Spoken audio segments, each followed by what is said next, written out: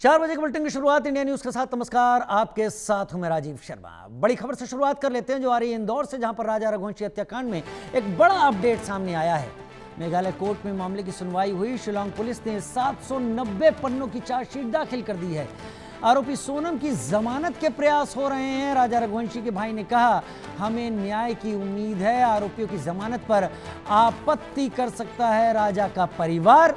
790 पन्नों की चार्जशीट बरामद चार्जशीट दाखिल कर दी गई है। राजा रघुवंशी का परिवार जमानत पर आपत्ति जता रहा है।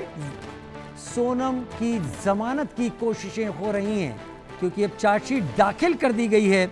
इसके बाद वकील सोनम की जमानत के प्रयास में लगे हैं, क्योंकि चार्जशीट दाखिल करने का मतलब संबंधित इन्वेस्टिगेशन अब पूरी हो चुकी है और उस इन्वेस्टिगेशन से जुड़ा हुआ और कोई तथ्य और कोई पहलू बरामद नहीं करना है।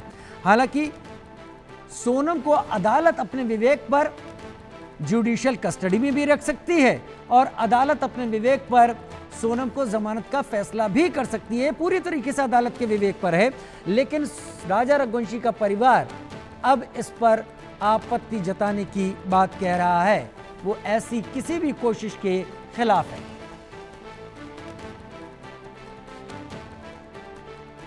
इंदौर से आ रही खबर, राजा रघुवंशी हत्याकांड में ये बड़ा अपडेट आ रहा है, जहां पर मेघालय में कोर्ट में मामले की सुनवाई हुई है।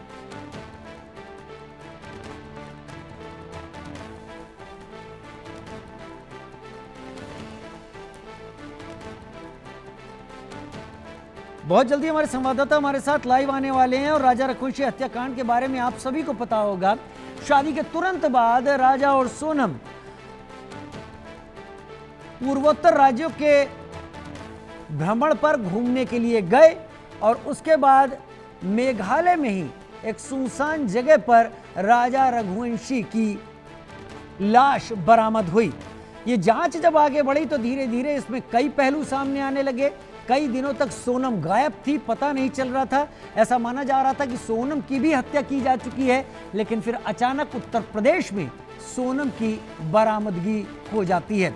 इस सिलसिले में होटल के मालिक इंदौर में शलोम जेम्स को भी पकड़ा गया था। उन लोगों को पकड़ा गया जो इसमें कहीं ना कहीं सोनम के मददगार थे। और अब चूंकि चार्जशीट दाखिल कर दी गई है अदालत में, तो अब सोनम के वकील उसकी जमानत कराने के प्रयास में हैं।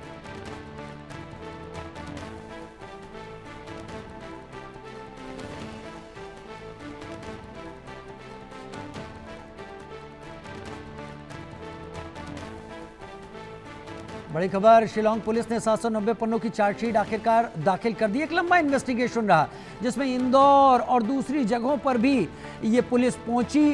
वहां पर जाकर संबंधित लोगों के घरों ठिकानों की तलाश की। जले हुए बैग को बरामद करने के लिए एक नाले तक में उतरे मेघालय पुलिस के कर्मचारी। लेकिन ऐसा लगता है कि 790 पन्नों की चार्जशीट में बहुत कुछ तथ्य कोर्ट के सामने रख दिए गए हैं।